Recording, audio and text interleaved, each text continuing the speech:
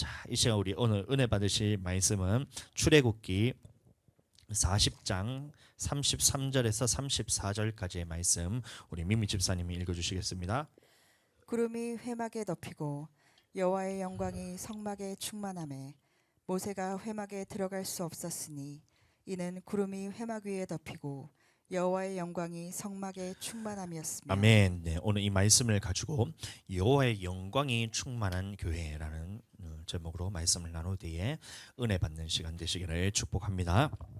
네, 하나님께서는 이 하나님의 백성과 만나는 장소를 아무 곳에나 두지 않으시고 하나님께서는 반드시 택하신 한 장소를 택해서 그곳에서 하나님의 백성을 만났던 것을 우리가 볼 수가 있습니다. 그래서 구약 시대의 족장 시대 이 아브라함과 이삭, 야곱 이런 사람들은 하나님이 직접 그 사람을 만나기 위해서 나타나셔서 이곳에다가 그 족장들이 아브라함, 이삭, 야곱이 그곳에서 단을 세우고 이곳에서 하나님을 만나고 그곳에서 예배를 드렸던 것을 우리가 볼 수가 있어요. 그 전에도 마찬가지로 노아가 홍수 이후에 하나님 앞에 제단을 제일 먼저 쌓고 그곳에서 예배드렸고 마찬가지로 가인과 아벨이 태초에 최초로 예배를 하나님께 드렸는데 이때도 마찬가지로 아무 곳에서나 예배드린 것이 아니라 그곳에다가 하나님이 만날 장소에 돌단을 쌓고 거기서 예배를 드리는 구별된 처소를 만들어서 예배를 드렸다라고 말하고 있습니다. 그럼 이 택하신 장소가 얼마나 중요하냐? 이 야곱이 하루는 이제 잠을 자는데 돌을 베고 잠을 자는 거예요. 근데 꿈에 하나님 앞에 사닥다리가 나면서 천사가 주님 앞에서 왔다 갔다 하는 이 모습을 봅니다. 그래서 꿈에서 깨고 난 다음에 야곱이 이 돌베개를 기둥으로 삼아서 거기에다가 기름을 붓고 이것을 제단으로 삼아서 하나님 앞에 이름을 벳엘이라고 붙입니다. 이 벳엘이라는 말이 무슨 말이냐면 하나님의 집 이런 뜻이요. 벳 이게 집이라는 뜻이고 엘 이게 하나님이거든요. 그래서 벳엘이란 말이 하나님의 집이라는 뜻의 이름을 붙이고 이곳에서 하나님의 전으로 삼고 야곱이 얘기하는 겁니다. 이 하나님의 그 기둥을 세워놓고 벳엘이라 붙이고 이 하나님의 집을 하나님의 성전으로 삼고 이곳에서 내가 주님께 예배드리겠다. 주님께서 내게 주신 모든 것의 10분의 1을 주님께 드리겠습니다라고 소원하고 내가 이 라반의 집에 갔다 돌아올 때 주님께서 안전하게 평안하게 지켜주시면 내가 이곳에서 주님께 예배드리겠습니다라고 소원을 합니다. 이 말은 다시 말해서 야곱도 구별된 장소에서 삶과 물질을 주님 앞에 드리겠다라고 말을 한 것입니다. 오늘날도 마찬가지로 주님 앞에 우리는 하나님께 정해진 처소. 우리 이제 김유신 형제님은 이제 멀리 떠나서 어쩔 수 없이 이제 이곳에 드리지만 돌아가게 되신다면 이 한 곳을 정해놓고 예배드리는 처소로 삼고 그곳에서 예배를 드리시는 것이 하나님의 뜻이란 말입니다. 자, 그래서 이 야곱이 라반의 집에서 처가살이를 하다가 돌아온 후에 에서를 만나서 에서를 만나고 난 다음에 하나님께서 안전하게 지켜주시는 이 모든 것을 다 경험을 합니다. 근데 그 후에 이 베델로 돌아가서 하나님 앞에 예배를 드리겠다라고 소원을 했었는데 이 너무 안심이 되니까 이 야곱이 에서를 만난 후에 원래는 에서가 나를 죽이려고 했었잖아요. 그런데 에서가 마음을 돌이키고 야곱을 용서하고 받아주고 이런 모습에 너무 감격되고 평안을 누리니까 이 마음이 그 약속을 했던 것을 잊어버렸던 거예요. 그래서 숫곳이라는 곳에 이르렀는데 그곳에서 어떻게 하냐면 자기를 위한 집을 짓고 그곳에다가 또 다른 돌단을 쌓게 됩니다. 아까 베델이란 말이 뭐라고 했어요? 하나님의 집. 그리고 그곳에서 전을 세웠어야 됐는데 이 숫곳에 이르러서 자기를 위한 집을 지어놓고 그곳에다가 또 다른 제단을 쌓게 되는 거예요. 창세기 33장 야곱은 숫곳에 이르러 자기를 위하여 집을 짓고 20절 거기에 제단을 쌓고 그 이름을 엘헬로헤 이스라엘이라 불렀더라. 엘헬로헤 이스라엘이 무슨 뜻이냐면 하나님 이스라엘의 하나님 이런 뜻입니다. 그래서 이 하나님이 택하신 장소가 아닌 다른 곳에 나를 위하여 집을 짓고 그것을 제단으로 삼았더니 이 결과로 어떻게 되냐면 이 딸 디나가 이 세겜이라는 이 추장에게 하몰 족속에 있는 세겜이라는 이 추장에게 강간을 당하는 사건이 벌어져요. 그래서 성경 전체를 보시면 이 디나가 강간을 당한 이유는 야곱이 하나님 앞에 소원했던 하나님께 구별된 장소가 아닌 다른 곳을 예배 처소로 삼고 예배를 드리자. 하나님께서 이것을 돌이키게 하기 위해서 그런 일들을 벌이게 하는 거예요. 그리고 또 어떻게 돼요? 이 추장 세겜을 죽이기 위해서 레위와 시므온이 속여서 할례를 받아야지 우리가 너희와 교류할 수 있다면서 이 사람들을 할례를 다 행하게 한 다음에 그곳에 가서 칼로스 그 사람들을 다 죽임을 통해서 하나님 앞에서 이 헛된 피를 흘리면서 저주를 받게 되는 이 일이 벌어지는데 왜 그랬냐? 이 야곱이 하나님께 소원했던 택하신 장소, 구별된 이 장소가 아닌 다른 곳에서 예배를 드렸기 때문에 그 일이 일어났다는 것입니다. 그래서 하나님께서 다시 나타나셔서 말씀하시기를 창세기 35장 하나님이 야곱에게 이르시되 일어나 베델로 올라가서 거기 거주하며 내가 내 형 에서의 낯을 피하여 도망하던 때에 내게 나타났던 하나님께 거기서 제단을 쌓아라 하신지라. 그래서 하나님께서 다시 나타나셔서 말씀하시기를 네가 나에게 소원했던 대로 원래 너가 구별된 장소로서 택했던 그곳에 가서 베델로 올라가서 제단을 쌓아라. 이래 말씀하십니다. 다시 말하면 아무 곳에서나 너희가 예배를 드릴 것이 아니라 구별된 처소를 삼아서 구별된 장소에서 예배를 드려라. 이 말을 한 거예요. 자, 이 하나님 앞에 돌단을 쌓던 이 법이 이제 모세를 통해서 바뀌게 되는데 그것이 무엇이냐면 바로 성막입니다. 성막, 성소라고 얘기도 하는데 출애굽기 25장 8절 내가 그들 중에 거할 성소를 그들이 나를 위하여 짓되. 그래서 이 성소를 짓게 하시는데 왜 하나님께서 성소를 짓게 하시냐면 하나님이 만나는 장소를 이제는 구별시켜서 이곳에서 내가 너와 만나겠다는 약속을 하시는 거예요. 그래서 이전에는 하나님께서 어떤 한 사람을 택하셔서 아브라함이면 아브라함에게 직접 나타나셔서 말씀을 하시고 또 떠나가시고 이제 이삭에게 나타나셔서 또 말씀하시고 또 떠나가시고 야곱에게도 이제 어딘지는 모르겠지만 어딘가 나타나셔서 그곳에서 말씀하시고 떠나가시고 또 다시 그곳에 나타나시고 떠나시고 이렇게 하셨는데 하나님께서는 이제 어떻게 하시냐면 내가 너희 중에 그들 중에 거할 성소를 지으라는 거예요. 이제 떠나가지 않고 너가 함께 이곳에서 내가 너와 만나겠다. 이곳에서 내가 너와 만나겠다. 라고 말씀하신 곳이 어디냐? 바로 성소란 것입니다. 나와 함께 같이 살자. 이제 내가 너를 떠나지 않고 너와 같이 살고 싶다. 너무 사랑하면 그렇잖아요. 원래 결혼하기 전에 연애할 때는 이곳에서 만나서 잠깐 만났다가 또 집에 갔다가 또 딴 곳에서 만났다가 집에 갔다 이러는데 이게 너무 사랑하는 마음이 크니까 떠나가지 말고 같이 살자. 이렇게 했던 것처럼 하나님이 이스라엘 백성과 함께 살기를 원하면서 성소에서 내가 너와 만나겠다. 나는 이곳에 거하면서 너와 함께 살고 싶다. 이스라엘 백성 중에 내가 함께 거하고 싶다라고 말씀하시면서 성소라는 것을 우리에게 주신 거예요. 그래서 그때 이후로는 하나님이 이 지성소 성막이 어떻게 되냐면 또 제가 그림 실력이 좀 까지기긴 하지만 제가 그리면 성소가 어떻게 생겼냐면 이렇게 생겼습니다. 그러면 울타리가 이렇게 쭉 쳐져 있고 여기 문이 있어요. 딱 들어가면 여기 물두명, 번제단, 요 성막이 이렇게 있고 안에는 어떻게 되냐면 여기 휘장이 딱 쳐져 있으면서 여기가 성소, 여기가 지성소입니다.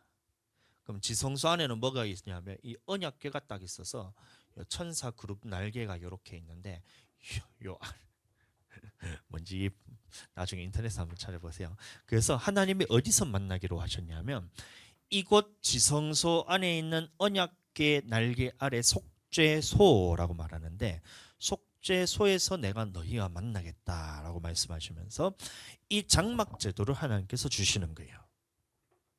쉽게 말하면 오늘날로 캠핑카 같은 거라고 생각하시면 돼요. 그래서 움직일 때는 이 텐트를 싹 다 걷어가지고 이거를 고아자손들이 어깨에 메고 움직이고 또 하나님께서 또 멈추라고 하시면 또 거주해야 될 때는 이 텐트를 또 다 피시고 그곳에서 또 만나고 또 움직일 때는 텐트를 다 걷어서 레위인들이 이것을 다 옮기고 또 구름 기둥이 멈춰서면 그곳에다가 또 장막을 치고 이런 생활을 했던 겁니다. 그 움직이면서 캠핑카 생활을 했다는 거예요. 근데 이 성막이라는 것은 손을 대도 안 되고 꼭 어깨로 메고 가야 한다는 것이 하나님의 말씀인데, 이 성막이 구름 기둥과 불 기둥을 따라서 구름 기둥이 앞서서 나가면 성막을 다 걷어서 앞으로 가고, 불 기둥도 마찬가지로 앞으로 가면 걷어서 가고, 불 기둥과 구름 기둥이 멈춰서면 그것에다가 장막을 펴고, 이렇게 하는 거예요. 이런 생활을 하신 것이 40년 동안 그렇게 생활을 했다는 거예요. 그러니 이 출애굽한 이스라엘 백성들에게 성막이란 곳은 이제 생존에 있어서 필수적인 장소였다는 거예요. 왜냐하면 이 성막을 떠난 즉시 여름에는 이렇게 낮에는 어떻게 되냐면 그 뜨거운 햇볕 때문에 이게 제가 말씀드렸다시피 너무 뜨거워요. 이게 우리나라는 덥다 하면 어우 덥다 이거 어떻게 사노 이런 느낌인데, 거기는 정신이 잃어버려요. 정신 혼미해져요. 한 시간 걸어가면 이게 진이 다 빠져가지고 그 이상 걸을 수가 없어요. 너무 뜨거워서. 그래서 막 낙타 타고 이렇게 하잖아요. 막 천 다 둘러쓰고 이렇게 걸어가는데, 막 그런 곳에서 40년을 생활한다 해보세요. 그러니 이 구름 기둥이 없다면, 이 하나님께서 그 햇빛을 가려주시지 않는다면 나는 이 광야에서 이제 죽을 수밖에 없는 그런 상황인 거예요. 마찬가지로 밤에도 이 기온이 얼마나 추운지, 이렇게 파카를 입고 가는데도 추워서 오돌오돌 떨 만큼 그만큼 춥거든요. 그러면 불기둥이 없다면 이것을 성막을 딱 떠나는 그 순간 이 추위와 더위 그리고 들짐승이해서 죽임을 당하게 되는 이런 상황이 벌어진다는 것입니다. 그래서 이 이스라엘 백성들에게 이 성막이라는 것은 생존에 있어서 필수적이다. 아멘. 그러면 이 성막이 오늘날의 교회를 의미합니다. 오늘날도 우리는 이 교회를 떠나서는 이 내가 영원히 생존할 수가 없구나. 내가 교회를 떠나게 된다면 곧바로 하나님의 보호하심에서 끊어지게 되고 들짐승과 같이 우는 사자와 같이 내 영혼이 낙탈당하겠구나, 이 생각을 가지고 이 주님이 다시 오실 때가 되면 될수록 우리는 딱 교회 중심으로, 성전 중심으로 딱 붙어서 살아야 돼요. 교회를 떠나게 되는 순간 음부의 권세에 우리가 장악당하게 된다는 겁니다. 아멘. 마태복음 16장. 또 내가 내게 이르노니 너는 베드로라. 내가 이 반석 위에 내 교회를 세우리니 음부의 관세가 이기지 못하리라. 네, 그러니 이 말은 우리가 이 성전 중심, 교회 중심으로 살지 않으면 음부의 권세에 지게 된다라는 것을 우리에게 말하고 있다는 거예요. 그러니 교회 출석을 하지 않고 뭐 혼자서 신앙생활을 한다든지, 오늘날 보시면 인터넷, 유튜브 이런 데 보시면 설교들이 너무 많아요.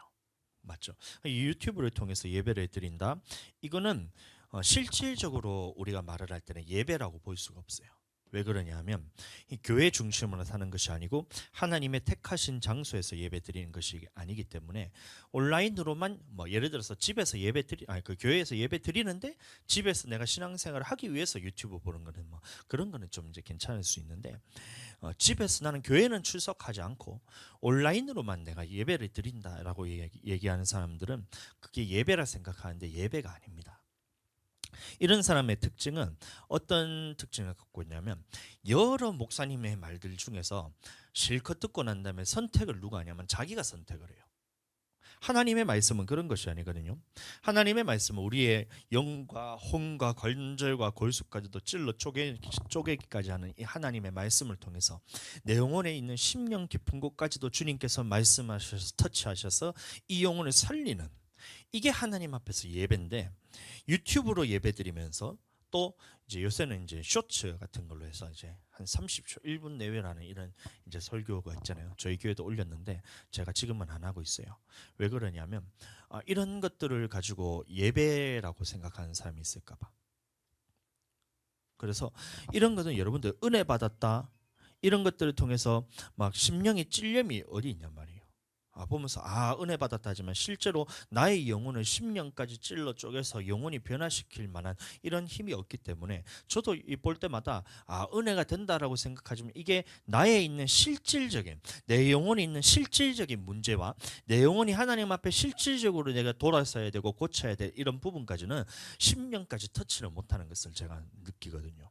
그래서 어떻게 해야 되냐면, 이 주님이 말씀 택하신 장소에 나와서 내게 하시는 말씀을 듣고 이 불특정 다수에게 말하는 것을 듣는 것이 아니라 나에 대하여, 나의 심령에 대해서 말하는 이 주님의 말씀을 듣고 내가 변화되는 것이 예배이기 때문에, 이 온라인으로 예배드리는 것은 여러분 그게 안 되는 거예요. 찔림이 있더라도 여러분들 성령 안에서 기도하지 않으면 이게 그 말씀이 금방 뺏기게 됩니다. 성령 안에서 우리가 기도하지 않으면 아무리 말씀을 많이 듣더라도 여러분들 집에서 우리가 부르짖어서 기도할 수 있냔 말이에요. 절대 부르짖어서 기도 못해요. 뭐 집이 대궐 같은 막 정원이 딸려 있는 그런 곳이면 뭐 할 수 있겠지만 여러분들 제가 집에서 해봤지만 우리 집에서도 지금 이제 부르짖어서 기도하면 곧바로 층간 소음으로 연락이 옵니다. 우리나라 같이 이 좁은 동네에서나. 그러니 이런 주님 앞에서 부르짖어서 내 영혼이 하나님의 들은 말씀을 붙들고 이것을 내가 내 것으로 만들기 위해서 또 신앙생활을 위해서는 반드시 성령 안에서 우리가 내 영혼을 이거를 보호하는 이 장소가 있어야 되는데 집에서 신앙생활하고 인터넷으로 유튜브로만 예배를 드리는데 어떻게 나의 심령이 찔려서 쪼개질 수가 있으며 어떻게 기도를 할 수 없는데 어떻게 그 말씀이 내 것이 될 수가 있냔 말이에요. 그러니까 듣고 난 다음에 말씀에 은혜 받았다 하지만 실질적으로 나에게 심령이 하는 내가 진짜 바꿔야 되는 내 마음속 깊숙이 숨겨져 있는 이 죄에 대해서 발견시켜서 그것을 터치해 줄 수 있는 곳은 교회밖에 없다는 거예요. 그래서 우리는 택하신 장소, 예배 장소에 나와서 예배를 드려야 됩니다. 그것도 나를 사랑하는 이 주의 종이 있는 곳에 가서 AI 설교 이런 거 여러분들 들으시면 안 됩니다. 왜 그러냐면 최근에 이제 최근도 아니고 이제 좀 됐는데 그 AI 저기 보면 챗 GPT 이런 거 있잖아요. 그러면 AI로 해서 뭔가 이제 설교를 만들고 이런 것들을 하는 거를 사람들이 이제 하나하나씩 손대기 시작합니다. 그래서 설교문도 어떻게 하냐면 챗 GPT 이런 데 가가지고 뭐 예를 들어서 사랑에 대한 설교 그러면 사랑에 대한 설교 30분짜리 예화 어떻게 몇 개 해서 딱 하면 그 설교문이 쫙 하고 나와요. 제가 해본 건 아니고 그렇다 하더라고요. 근데 그거를 들어보는 사람들이 얼마나 놀래냐면 예화까지도 너무 감동적이고 야 완벽하게 진짜 막 명설교가가 했는 그런 말씀처럼 쫙 해서 이게 설교문이 쫙 나온다는 거예요. 그러면서 걱정하는 것이 앞으로 이게 교회가 사라질 것이다. 왜 이런 이제 AI가 설교를 하는 것에 대해서 대체가 될 것이다. 이러는데 여러분들 그렇지 않습니다. 왜 그러냐면 AI가 주는 설교는 여러분들 인공지능이 여러분들을 사랑하지 않잖아요. AI가 영이 없잖아요.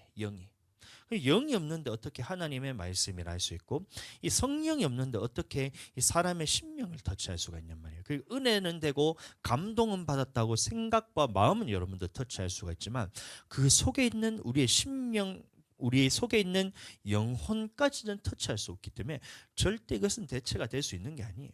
그런 것들을 누가 따라가냐 하면 내가 진짜로 주님 앞에서 영혼을 살아나기 위해서 내가 주님 앞에서 진짜 회개하고 철저하게 주님 앞에 영혼 구원함을 받기 원하는 사람들은 그런 말씀 딱 듣는 순간 분별이 됩니다. 야, 이거는 생명이 없다. 이거는 변화되지 않는다. 아무리 듣더라도 그냥 기분은 좋고 이게 막 뭔가 은혜를 받는 것 같지만 심령을 터치할 수 있는 것이 아니기 때문에 여러분들 앞으로 그런 것들에 대해서 많이 나오게 되더라도 그게 속을 필요가 없어요. 유튜브로 돌아가는 유명한 목사님들 설교한데서 그 목사님들이 여러분들을 사랑하는 것이 아니거든요. 여러분들의 영혼을 사랑하는 것은 누구냐면 이 담임 목사가 여러분들의 영혼을 사랑하는 거예요. 그래서 이 영혼들에게 지금 필요한 말씀에 대해서 주님께 받아서 설교를 하기 때문에 이 말씀을 통해서 여러분들이 심령이 쪼개지고 이것이 회개하고 돌이키고 영혼이 살아나는 것이지 돌아다니는 불특정 다수에 대한 이 말씀을 듣고는 여러분들이 영혼이 살아나지 않아요. 그런 거 듣지 말라는 것이 아니라 듣더라도 여러분들의 영혼이 살아나는 교회에 나와서 주님께서 이 신앙생활하는 것이 말씀이기 때문에 주님 안에서 예배라는 것은 이곳 교회에서 나와서 택하신 장소에서 예배 드리는 것이 하나님의 말씀이라는 거예요. 인공지능이 여러분들을 사랑하지 않잖아요. 고린도전서 13장 2절 내가 예언하는 능력이 있어 모든 비밀과 모든 지식을 알고 또 산을 옮길 만한 모든 믿음이 있을지라도 사랑이 없으면 내가 아무것도 아니요. 예, 그러니까 보세요. 사랑이 없으면 아무것도 아니라는 거예요. 그럼 AI 설교 이런 것들은 사랑이 없어요. 그러니까 그런 걸 따라갈 생각하지 말고 아무리 여러분들 제가 경험을 했던 것이 제가 성령 안에 충만하면 어떤 말씀을 듣더라도 그 말씀이 은혜가 됩니다. 아무리 개떡같이 설교해도 내가 성령 안에서 충만하고 있으면 그 말씀도 주님 앞에서 아멘하고 그게 받아들여져요. 근데 아무리 유명한 목사님이 진짜 막 탁월한 말씀을 전하더라도 내가 이게 성령 충만하지 않으면 그 말씀이 들리지가 않아요. 어떤 집회를 간다 하더라도. 그래서 우리가 이제 첫째 날, 둘째 날에는 그거를 내가 이게 주님을 들을 말씀을 들을 수 있는 그런 준비가 되기 위해서 막 부르짖고 회개하고 기도하고 막 성령 충만하고 성령 달라고 막 기도하고 난 다음에 둘째 날 저녁부터 은혜 받기 시작하는 이유가 바로 그거잖아요.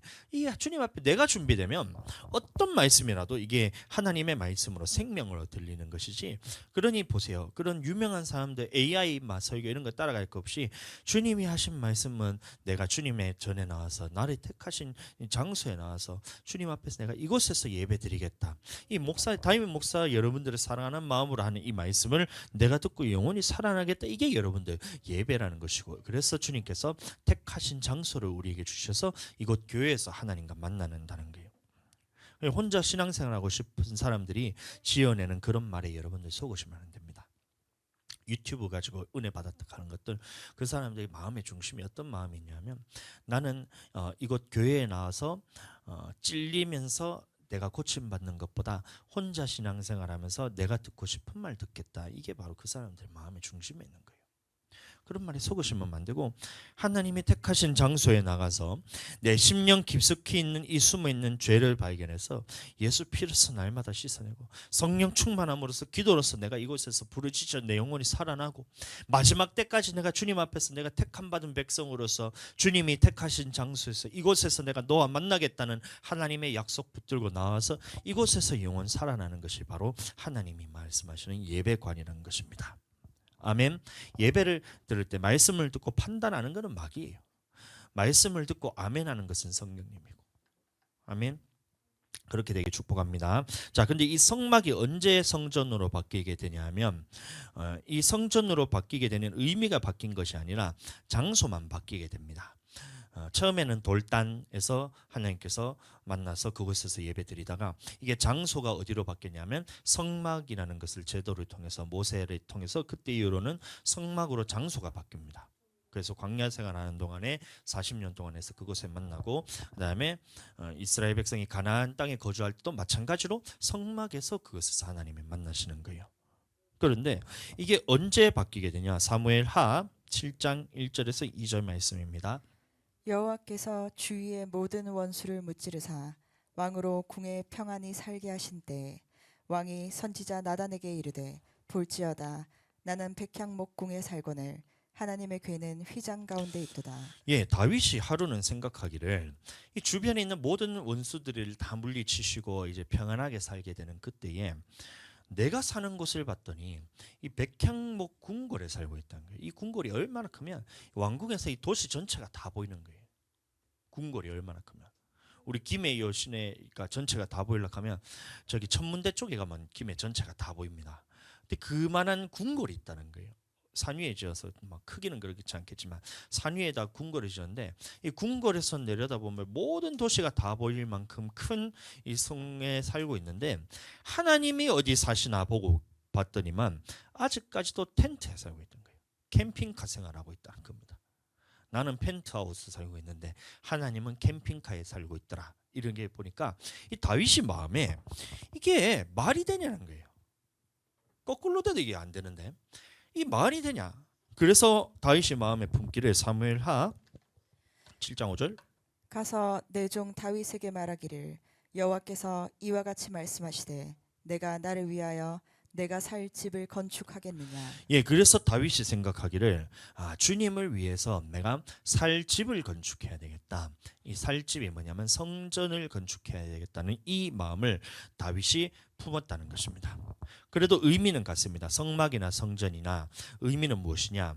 내가 너희 중에 거할 성소를 지으라 했던 것처럼 내가 너희 가운데서 살 집을 건축한 데서 성전이 바로 하나님께서 우리에게 오셔서 우리와 함께 거할 장소로서 이름을 둘 구별된 장소를 짓는 것을 의미한다는 거예요. 다윗이 이 마음을 품었다는 겁니다. 그런데 다윗이 어떻게 했냐? 이 전쟁을 통해서 피를 너무 많이 흘렸다는 거예요. 그래서 하나님이 말씀하시기를 너는 피를 너무 많이 흘렸기 때문에 너는 성전을 짓지 못한다. 대신에 네 몸에서 날 네 씨가 성전을 짓게 될 거라고 이렇게 말하면서 그 아들 솔로몬이 대신해서 성전을 짓게 되는데 이 성전에 대한 의미에 대해서 잘 보세요. 열왕기상 내가 참으로 주를 위하여 계실 성전을 건축하였사오니 주께서 영원히 계실 처소로소이다 하고 예, 하나님이 영원토록 계실 처소로서 성전을 지었다 말하고 있는 것입니다. 마찬가지로 열왕기 8상 8장 20절 내가 여호와께서 말씀하신 대로 내 아버지 다윗을 이어서 일어나 이스라엘의 왕위에 앉고 이스라엘의 하나님 여호와의 이름을 위하여 성전을 건축하고 예, 그래서 성전이란 것은 하나님의 이름을 둘 곳으로서 성전을 건축했다라고 말한 거예요. 그럼 그 이름이라는 것이 뭐냐면 이 사람이 생각하고 있는 뜻, 생각하는 그 마음에 품고 있는 마음, 그다음에 생각, 그 사람이 말하는 것이 그 사람의 이름이라는 거예요. 저도 김동수라는 이름을 갖고 있고 우리 이제 김유신 형제도 김유신이라는 이름을 갖고 있지만 그 이름이라 말할 때는 이 사람이 어떤 사람인가 어떤 생각을 갖고 사나 어떤 마음을 갖고 사나 어떤 말을 하느냐 이것이 이 사람의 이름을 대표하듯이 여호와의 이름을 둔다는 것도 마찬가지로 하나님의 뜻, 하나님의 생각, 하나님의 하신 말씀을 이곳에다 두겠다라고 우리에게 말씀하는 거예요. 그리고 이곳에서 너희와 만나겠다 말하는 것입니다. 열왕기상 9장 3절 여호와께서 그에게 이르시되 내 기도와 내가 내 앞에서 간구한 바를 내가 들었은즉 나는 내가 건축한 이 성전을 거룩하게 구별하여 내 이름을 영원히 그곳에 두며 내 눈길과 내 마음이 항상 거기에 있으리니 예, 그래서 하나님께서 말씀하시기를 이 성전이란 것을 거룩하게 구별해서 내 이름을 영원토록 그곳에 두며 내 눈길과 내 마음을 항상 거기에 두며 이곳에서 내가 영원토록 너희와 만나겠다라고 하나님께서 약속하신 것이 바로 성전이라는 거예요. 의미는 같습니다. 하나님이 우리 가운데 거하시고 이곳에서 너와 만나겠다. 그래서 구약에서는 족장시대는 돌단, 그 다음에 모세를 이후로는 성막, 그 다음에 솔로몬을 통해서는 성전을 지으면서 이곳에서 하나님께서 구별된 장소로 택하여서 이곳에서 내가 너희와 만나겠다라고 하나님께서 약속하셨던 거예요. 이 성전이 얼마나 중요하냐? 여로보암이라는 이 왕이 있었는데 이게 북이스라엘의 왕이에요. 근데 하나님께서 명령하시기를 이 예루살렘 성전에서 예배를 드리라 했는데 예루살렘 성전은 남유다에 있잖아요. 근데 나라가 반으로 쪼개져서 이제 북이스라엘과 남유다로 갈라졌는데 이 여로보암이라는 사람이 왕이 생각하기를 예루살렘에 가서 성전에서 예배를 드리면 이 백성들이 마음이 하나님께로 향하게 될 것이기 때문에 예루살렘으로 가지 못하게 하려고 벳엘과 단에다가 두 제단을 지어버려요. 의미가 하나님께서 성전이라 했을 때는 이 성소 제도를 하면서 이제는 베델이 그 하나님을 만나는 장소가 아니라 이 성막을 통해서 만나겠고 이것이 예루살렘 성전으로 바뀌어서 하나님께서는 예루살렘 성전에서 너희와 만나겠다고 했는데 이 여로보암이라는 사람이 예루살렘 성전으로 가지 못하게 하려고 베델과 단에 금송아지 2마리를 짓고 그곳에서 예배를 드리게 하는 거예요. 그래서 이 북이스라엘에 보시면 항상 이 열왕기상 그리고 열왕기하 그다음에 역대상하를 쭉 보시면 여로보암의 죄를 따라서 여로보암의 죄를 따라 이래하는데 그 3가지 죄가 뭐냐? 첫 번째가 뭐냐면 예루살렘 성전이 아닌 다른 곳에서 예배드리게 하고 또 제사장이 아닌 다른 아무나를 제사장으로 삼고 그다음에 절기를 하나님께서 정하신 절기가 아닌 비슷한 절기를 삼아서 이 3가지 죄를 통해서 북이스라엘이 멸망받게 된다는 거예요. 택하신 장소가 아닌 다른 곳에서 예배드리게 함을 통해서. 이 얼마나 중요하냐? 영원히 구별하여서 이곳에 이름을 두고 항상 눈길과 마음을 그곳에 두고 이곳에서 백성과 만나겠다라고 말씀하신 이 하나님의 말씀인데 오늘날 이것이 성전이 또 한 번 바뀌게 되는데 예수님이 십자가에 달려 돌아가실 때에 이게 바뀌게 되는 거예요. 요한복음 2장 19절 예수께서 대답하여 이르시되 너희가 이 성전을 헐라 내가 사흘 동안에 일으키리라 유대인들이 이르되 이 성전은 46년 동안에 지었거늘 내가 3일 동안에 일으키겠느냐 하더라. 그러나 예수는 성전된 자기 육체를 가리켜 말씀하신 것이라. 네, 그래서 어떻게 했냐? 하나님이 예배를 드리는 초소를 처음에는 이 돌단을 이렇게 쌓으라 해서 하나님께서 만드시고, 그다음에 이 돌단이 어디로 바뀌냐면 이 성막으로 이제 이렇게 바뀌잖아요. 성막으로 텐트 이렇게.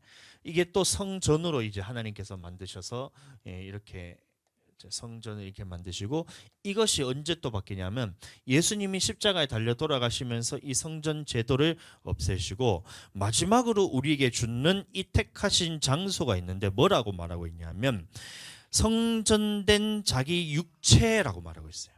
성전된 자기 육체. 그러면 우리는 어디서 예배를 드려야 되냐면 예수님의 육체에서 예배를 드려야 되는데, 예수님의 육체라는 말이 무슨 말이냐? 에베소서 1장 23절입니다. 교회는 그의 몸이니 만물 안에서 만물을 충만하게 하시는 이의 충만함이니라.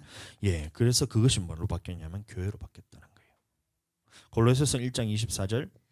나는 이제 너희를 위하여 받는 괴로움을 기뻐하고 그리스도의 남은 고난을 그의 몸된 교회를 위하여 내 육체에 채우노라. 예, 그래서 그의 몸된 교회를 위해서 했다 그랬어요. 그래서 이 교회라는 것은 우리 마음이 우리 몸이 성전이었을 때 나를 의미하는 것이 아니라 예수님의 몸된 성전이라 했기 때문에 그것은 뭐라 말하고 있냐면 교회라 말했고, 이 교회 본당을 얘기하는 교회 건물을 의미하는 거예요. 교회 건물.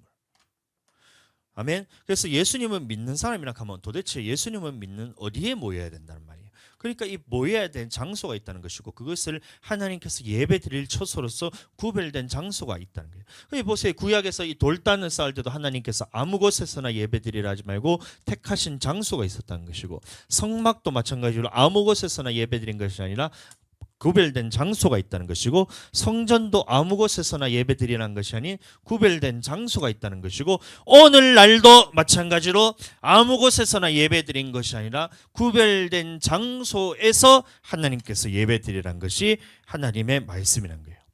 이게 오늘 말씀의 핵심인데, 그러면 자, 중요한 것이 지금부터 잘 들어주세요.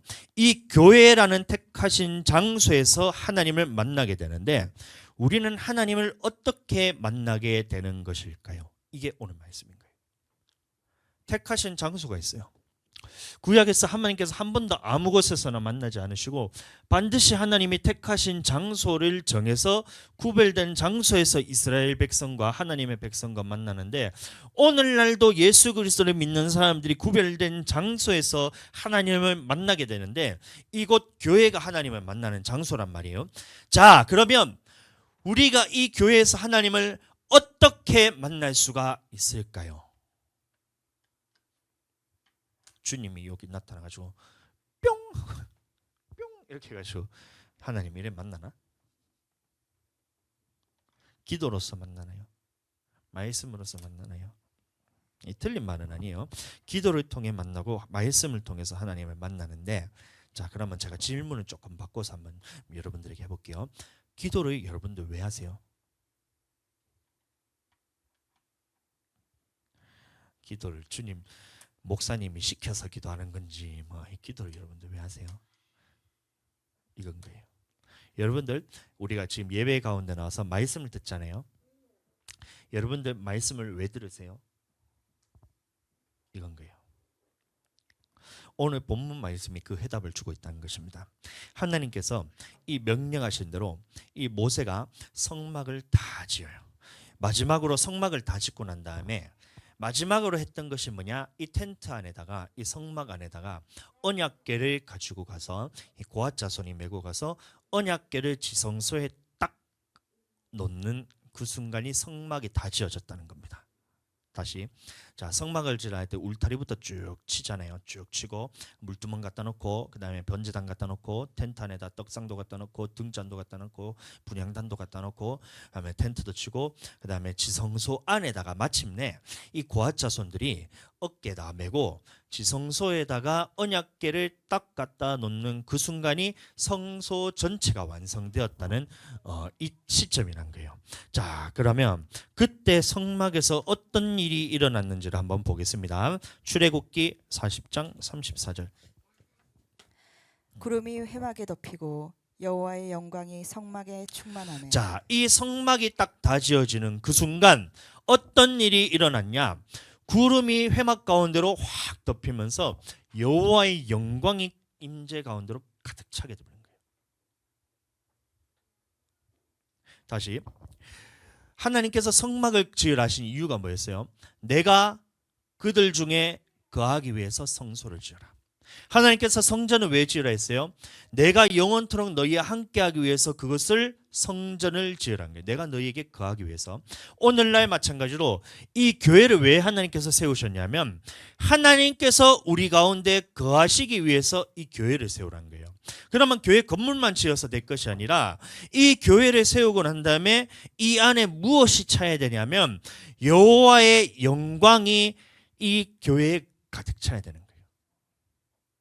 다시 말해 기도하는 이유는 하나님이 지금 우리 가운데 거하게 하기 위해서 기도하는 거예요. 다시 말씀을 우리가 듣는 이유는 하나님이 지금 나에게 거하시기 위해서 말씀을 듣는 거라는 거예요. 언약궤라는 말은 오늘날 우리에게 주신 말씀을 의미합니다. 그래서 이 말씀을 듣는 이유는 하나님이 지금 우리 가운데 거하시게 하기 위해서 우리가 말씀을 듣는 거예요. 기도하고 말씀 듣는 이유가 하나님의 영광이 지금 나에게 충만하게 하기 위해서, 하나님의 성령이 지금 나에게 완전히 임재하게 하기 위해서 기도하는 것이고, 성령 충만하기 위해서 하나님이 지금 내 안에 거하시게 하기 위해서 우리가 말씀을 듣는 것이고, 솔로몬이 성전 건축할 때도 마찬가지입니다. 열왕기상 8장 6절 제사장들이 여호와의 언약궤를 자기의 처소로 메어 드렸으니 곧 성전의 내소인 지성소 그룹들의 날개 아래라. 예, 마찬가지입니다. 솔로몬의 성전이라 해서 그 건물이 얼마나 화려하고 휘황찬란하고 의리의리하게 지었냐 말이에요. 순금으로 다 도배해 놨잖아요. 근데 그 건물이 중요한 것이 아니라 성전이란 것은 언약궤를 딱 들고 솔로몬의 성전에 이 레위 지파에 있던 이 고아 자손들이 솔로몬이 이 성전에다가 모양은 똑같습니다. 그 안에 보면 성소와 지성소가 걸려있는데 지성소의 언약궤를 처소에다가 메어 들여서 내려놓았더니 그 후에 성전이 어떻게 되었냐? 열왕기상 8장 10절 11절 제사장이 성소에서 나올 때 구름이 여호와의 성전에 가득하매 제사장들이 그 구름으로 말미암아 능히 서서 섬기지 못하였으니 이는 여호와의 영광이 여호와의 성전에 가득함이었더라. 아멘. 여호와의 영광이 성전에 가득함이었더라. 아멘. 우리 교회가 이렇게 되길 원합니다. 아멘. 또한 여러분들 또한 이 여호와의 영광으로 가득 차게 되시길 축복해요.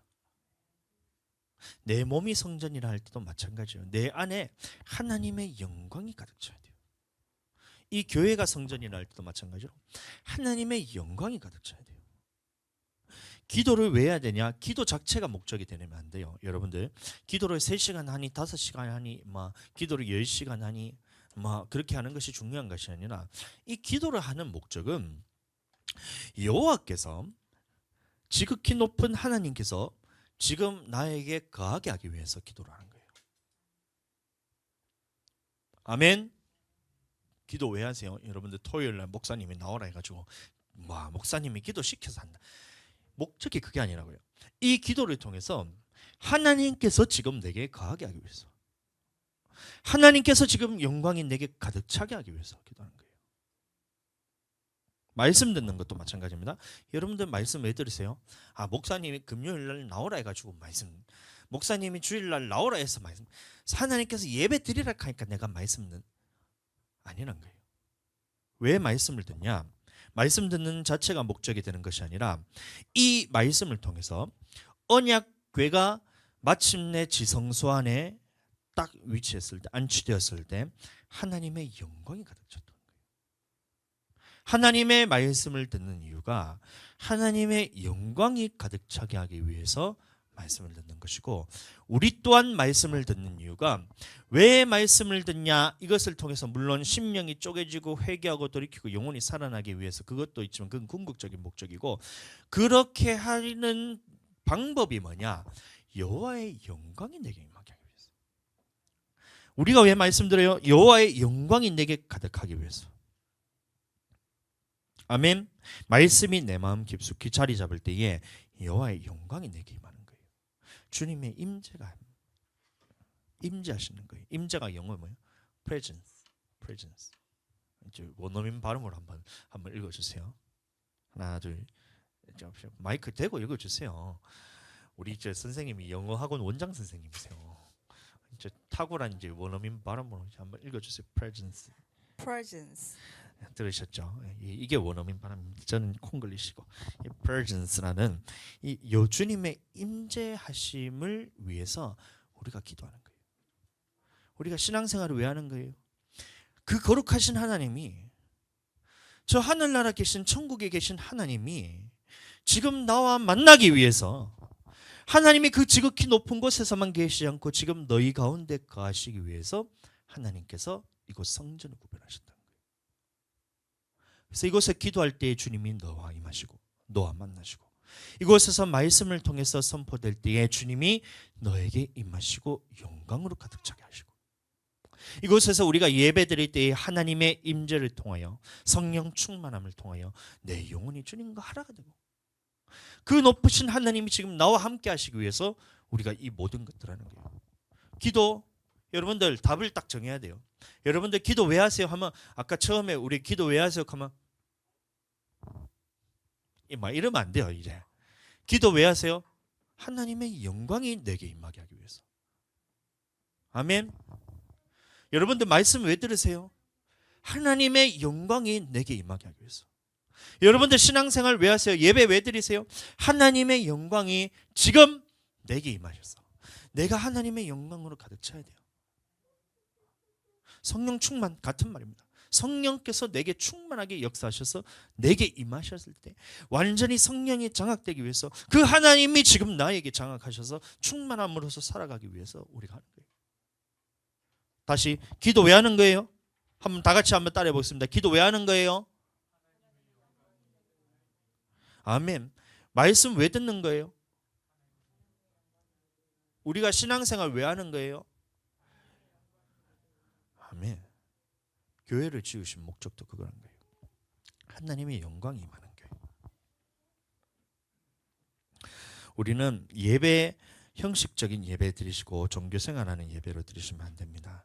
예배를 통하여 그 하나님이 지금 우리에게 임하셨으니 이 영광 가운데서 하나님의 영광을 바라보고 그 영광이 내게 임하셔서, 이 예배를 통하여 하나님이 나에게 임하셔서 이 임하신 하나님을, 함께 하시는 하나님을 모시고 우리가 세상으로 나가는 거예요. 이거를 이스라엘 백성들은 40년 동안 했어요. 그 광야 생활 전체 기간 동안 했던 겁니다. 오늘날 우리가 신앙생활하는 전체 기간 동안에 이거를 매일같이 해야 돼요. 하나님의 영광이 내게 임하셔서 주님이 임하신 이 하나님의 성령 충만한 이 모습을 가지고 세상에 나아갈 때, 여러분들 그것이 우리의 삶이 되어야 된다는 겁니다. 아멘. 여호와의 영광으로 충만하게 되시기를 축복합니다. 기도를 통해서도 여러분 여호와의 영광이 충만하게 되시기를 축복합니다. 하나님의 말씀을 들음을 통해서 여러분들에게 하나님의 영광이 충만하게 임하시게 되길 축복합니다. 이 예배를 통해서 주님의 영광이 여러분들에게 가득 차게 되기를 축복합니다. 아멘. 그렇게 영광으로 주님 살아가게 되시기를 다시 한번 예수님의 이름으로 축복합니다.